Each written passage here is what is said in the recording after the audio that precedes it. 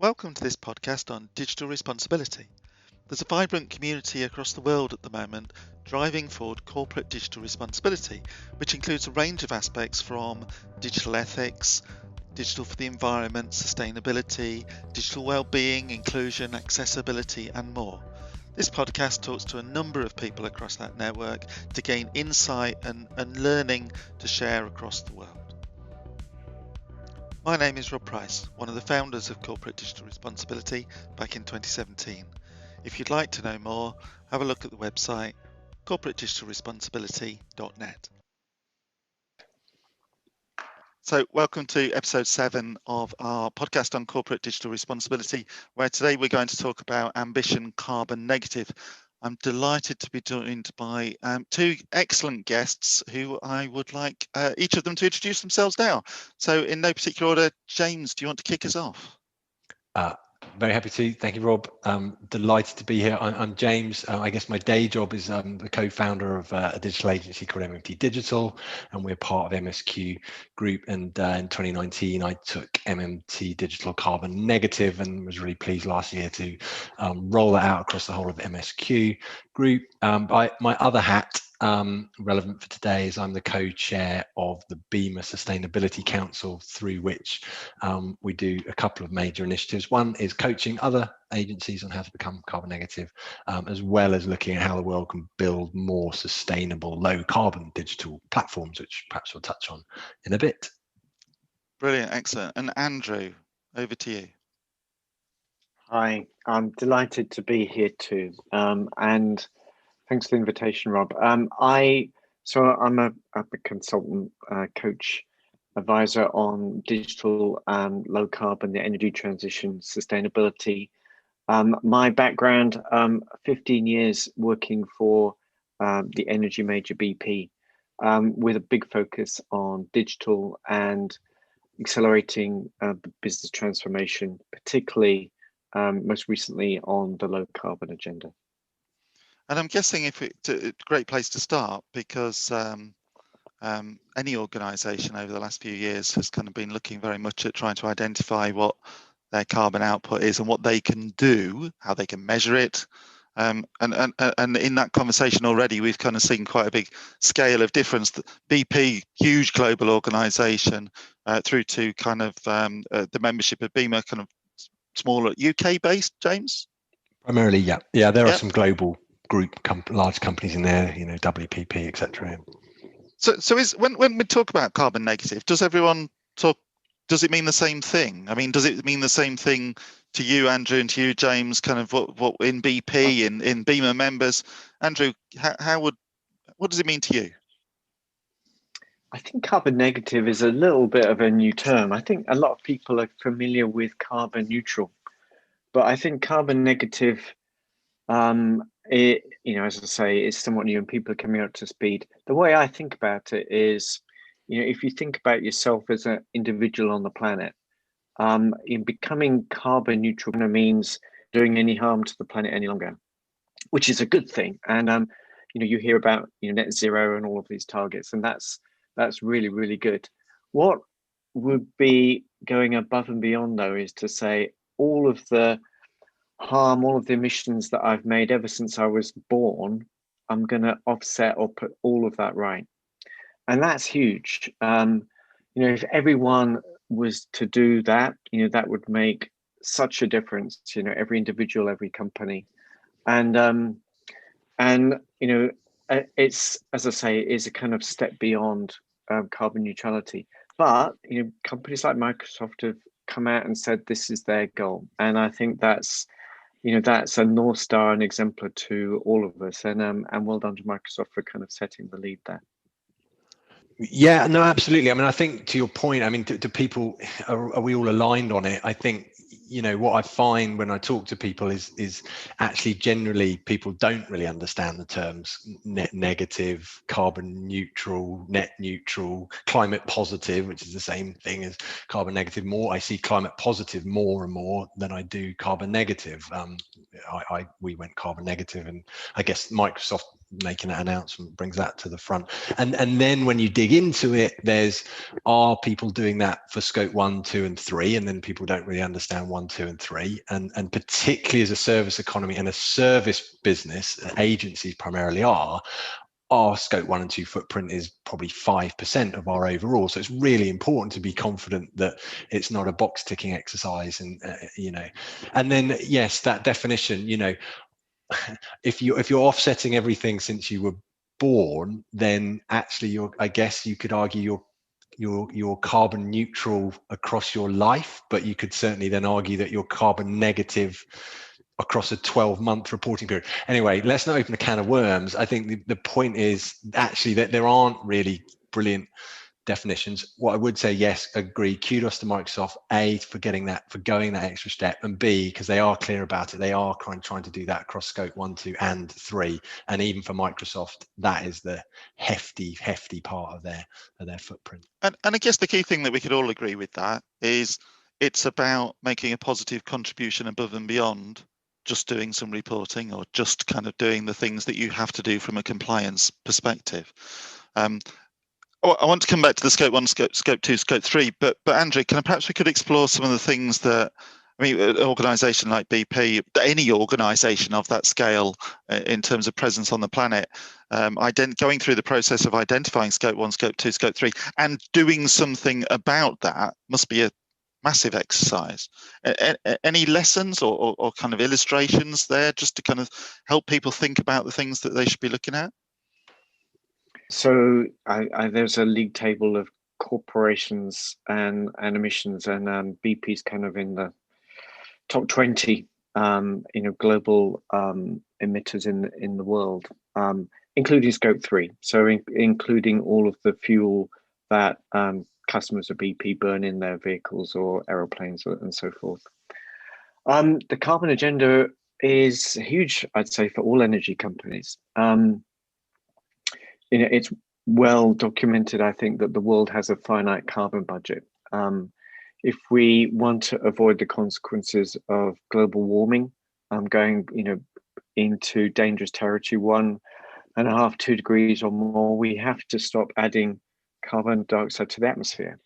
And if you are a business that has been around 100 years, extracting successfully hydrocarbons, lifting people out of energy poverty, what do you do when that carbon budget is reached and we can no longer burn fossil fuels? So it's huge. For I think the future of energy is really clear. Sustainable energy, renewable energy. The economics of renewable energy has really transformed over the last 10 years, and BP set out a strategy to transition to become a net zero company, and that's what the company set out last year. I think it's the right thing for people, right thing for the planet. And you've seen other energy majors take similar steps, so it's really quite encouraging. One of the things, I mean, just going back to the scope 1, scope 3. So we had a question on LinkedIn kind of yesterday, very much saying, what about the practical examples around scope 3, especially, which people tend to kind of see as the hardest to kind of hit, hardest to impact. Anything that you'd call out there from the work that you saw? Any practical tips, maybe? So scope 3 is the largest part by a long way.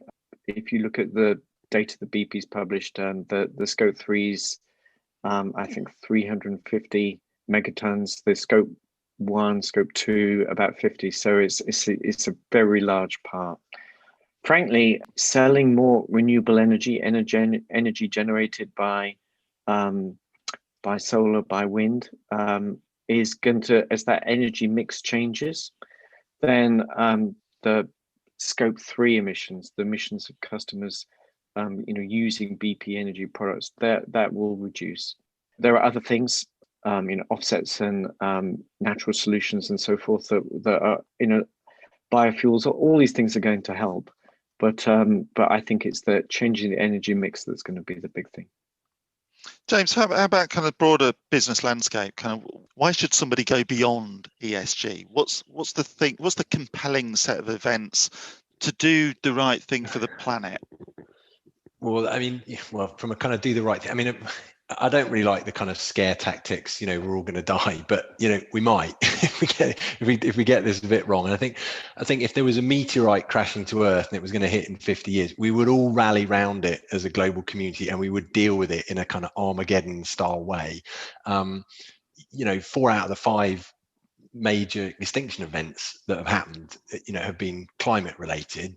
The one that wiped out the dinosaurs grabs all the headlines and makes better Hollywood movies, because we don't deal with the fact that the world might be uninhabitable in 80 years.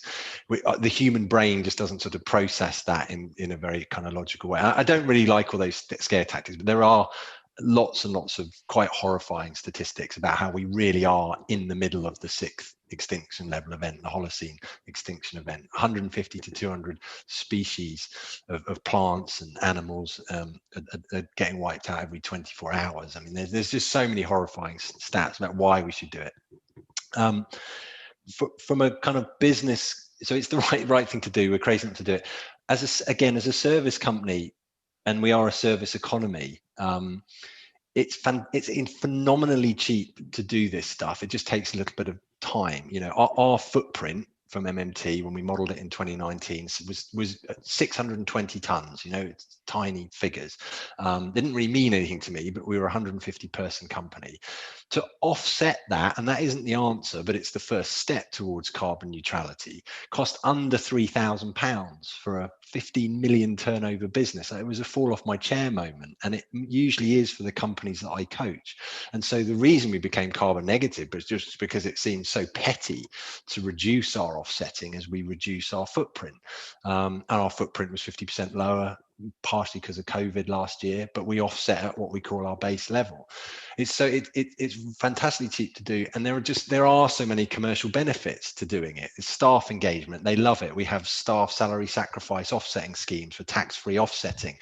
Costs us a tiny amount, but has value far beyond its cost. That is one of our most engaged Slack channels and communities. People love feeding in ideas. They love working for companies that behave in this way. We report to our clients about our emissions and how we're reducing it, and it takes a bit of time. It takes a little working group, but it really doesn't take very much money. So there's we should do it because we might all die if we don't argument. That somehow unfortunately doesn't resonate that well. I think it's getting stronger, but actually commercially, it's huge, and we're starting to see companies put this at the forefront of procuring services as well, so which is great. And in a sense, maybe the pandemic as a kind of major global event has focused people's attention more on that point around the world coming together to kind of solve something quickly, because we've had no choice. There has to have been a reaction.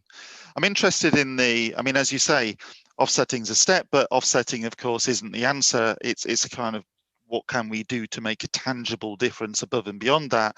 That whole point around purpose is so critical, I think, in terms of kind of the wider kind of corporate digital responsibility. It's about very much doing the right thing. But I'm interested in what we're seeing as kind of organizations leading the way, maybe using analytics or digital technologies or product invention to create positive outcomes for the planet and society. What would you kind of pull out maybe as the exemplars of things that you've seen or heard or talked about?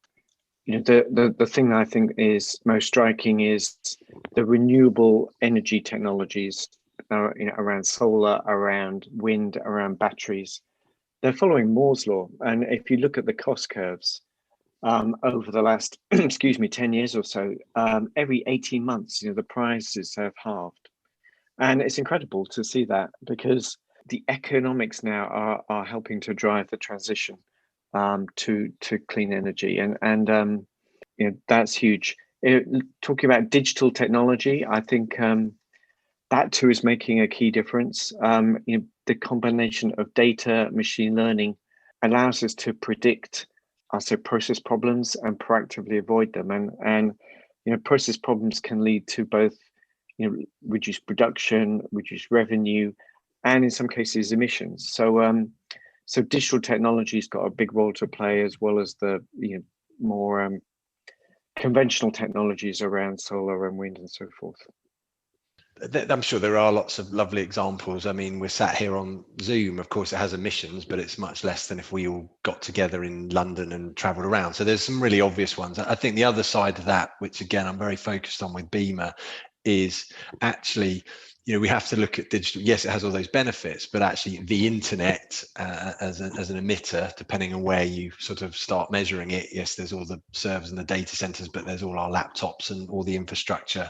So depending on where you measure it, it's quite high up if you measured it against the list of countries in an actual emitter. So actually, as a community with Beamer and organizations going through digital transformation, we need to be better actually at focusing on building lower carbon digital platforms, whether that's websites or apps or whatever. The world's missing the equivalent that we have for building to accessibility guidelines and things like that. So we've got some things coming, but that we need to plug the gap before those standards come. But generally, look, I'm a techie. I'm a huge optimist that we realized we have this problem, and I think we have an incredible capacity to deal with it. And there's, as Andrew says, the headline grabbing sort of renewable energy stuff, much more Andrew's area than mine, but just from watching the brilliant sort of Inside Bill's brain, the sort of startups like TerraPower, I don't know, perhaps that's marketing hype, Andrew, if you want to, but it's this sort of clean green nuclear energy that runs potentially off existing nuclear waste, like amazing innovations like that. I'm a director of a company called QP Transformation that is focused on building more energy efficient power semiconductors. So weird and wonderful, i.e., how can we drive transistors, switches, or analog to digital converters and transformers? So getting right down to the sort of chip level. And potentially there's technology there that can drive electric motors or almost any electrical device 5 to 10% more efficiently. So there's so many angles. There's renewable energy, but there's also technology that can we consume that energy more efficiently? If you could make electric motors run 5 to 10%. I did the numbers on it because in theory you could make these chips could make electric motors run about 10% more efficiently. If you got them in, which you never would, in every electric motor in the world, it would effectively single-handedly offset global deforestation, because the impact is about 3.8 billion trees when you convert the emissions into trees. So there's so much stuff, and I'm so optimistic that when you connect all these things together, we can solve this thing. And maybe, I mean, kind of at the heart of a lot of those examples for me is understanding the consequence of the things that organizations are doing. So being able to kind of measure, as many organizations have started doing, is a start. ESG kind of reporting and at least being able to talk about their carbon impact. I would just say that, Rob, one of the really important things for companies to do, even when they're small, because there are some simple things. You can just start offsetting. You can just say, on average, companies have this amount of emissions per head, so we'll just sign up to this scheme. There's so much value in measuring and using tools, and so I'm not really plugging it because I have all the tools to measure your footprint are on the netcarbonnegative.co.uk website that we use, run the training course on. But there are lots of other tools. But by measuring your footprint, only then can you really actually have a sensible strategy to reduce it, and that's the really, really important piece. And I think then actually having that as a lens in everything that you do. So kind of one of the pieces of work we did was around understanding the consequential impact of 700 different projects happening across an organization, and these were big capital projects, and the impact on their achieving the targets that they wanted to achieve. Or even David Jensen and the work he's doing at the UN Environment Programme, in essence trying to create a digital twin of the planet, and say, well, if we do this, or if this government does this, or if this organization does this with this aggregated set of information, what is the impact that kind of organizations can have on biodiversity or climate change or those things? But measurement's the start, but understanding that as the consequence of those actions that you are then taking as a business and the impact that you then can deliver, I think is the key thing. So thinking about 2021, conscious of still the ongoing pandemic and battling that, what are the key things that you're kind of looking for during this year, and whether it's public policy. Obviously in the UK we've got the Environment Bill kind of hopefully coming, well, delayed again later in the year. What's going to make a difference this year? I just add perhaps to a point. All the things that a company needs to be successful, be it attracting the right talent, employees, attracting the right investment, and customers. They're looking for companies that are doing the right thing sustainably, from a sustainability perspective. So I just echo what points really important. I'm super encouraged actually, some public policy changes that we see. So be it the EU working on the Build Back Better and the kind of green recovery, that's hugely encouraging. The changes we see in the United States and the government there, rejoining Paris and so forth, hugely encouraging. And UK as well. There's a lot, I think, to be optimistic about. To your question directly, what public policy change would make a difference? I'm still surprised by the amount of money that is spent, public money spent subsidizing fossil fuels. It's incredible. And in the UK, for example, much of the cost of decommissioning oil assets is tax deductible. For me, no one likes new taxes. People talk about carbon taxes. I'd just like to see the fossil fuel subsidies removed. And we talked about the economics of renewable energy earlier. I think that would make it even more powerful and accelerate the change even more. So, if I were Boris Johnson for the day, Rishi Sunak, that would be my push. Let's see if we can level the playing field and remove those subsidies for fossil fuels. I think I'd probably just, definitely agree with all that at the macro level. If I kind of bring it down to my bubble of digital and Beamer and building digital platforms, what I'd like to see, from a public sector point of view, it'd be nice to see procurement really leading the way with insisting or certainly adding considerable weight to submissions for building digital platforms around ideas for sustainability and making them low carbon. We're starting to see that in the private sector, but hopefully that trickles through, that it's very seriously considered by companies putting out things to tender.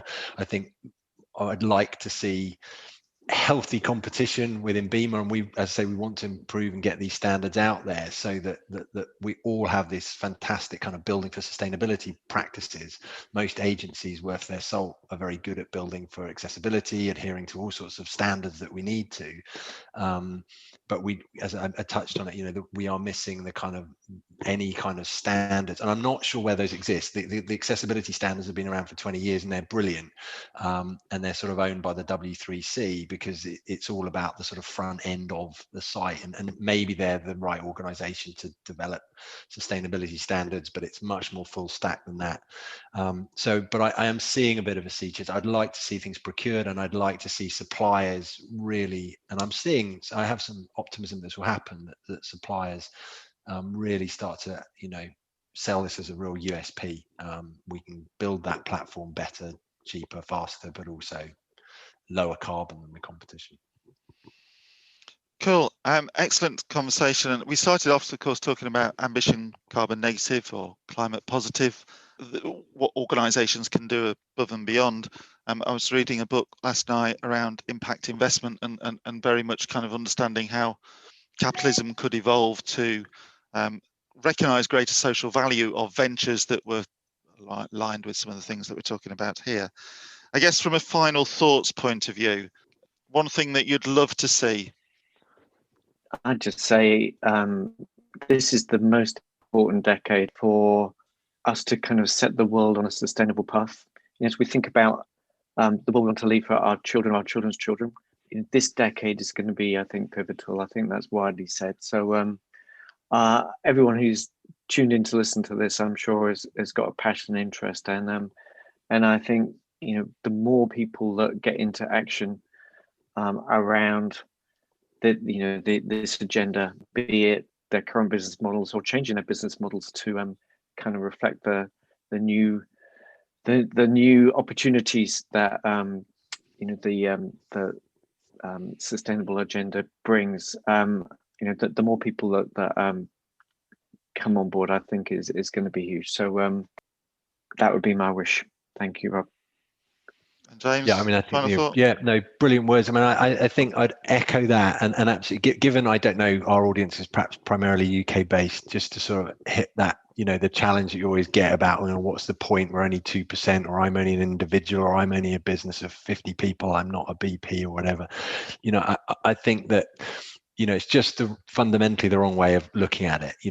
If we all as individuals do that, even in my world of Beamer as digital agencies, we can show the UK that we can be a high growth sector that is low carbon, and we can help the UK become a growing economy that is low carbon, and we can be a sort of a beacon to the world. And I think that is massively important, whether it actually fundamentally makes a difference in its own little right. But I think we led the industrial age, and I don't mean it in the sense that we should be paying back. I just mean we can really kind of lead this and be a real kind of beacon. So I would just want to finish on that. I love good old Sir David Attenborough, who does these brilliant programs but always has that kind of optimistic, this is what we can do about it piece at the end. And I think that's the message, that we can curb this, but it's really important that we all do our bit, and it does make a difference, because it does show the world what can be done. No, excellent, and brilliant words to finish with. I think it is a reset moment. It is the opportunity to do something different. I do see a different sense of community and sense of belief building behind that, and of course the answer is it has to be global. And I'm delighted actually that I know the audience for this is often global indeed. Only yesterday I got an email from the CEO of an Indian business in terms of one of the earlier podcasts. We, as the globe, need to kind of do the right things, and I'm delighted. You mentioned Microsoft earlier. Delighted to see the work that they were doing, but it's incumbent on us all to make that positive difference. Thank you very much, both of you. Thank you, Rob. It's been really Thank you. enjoyable.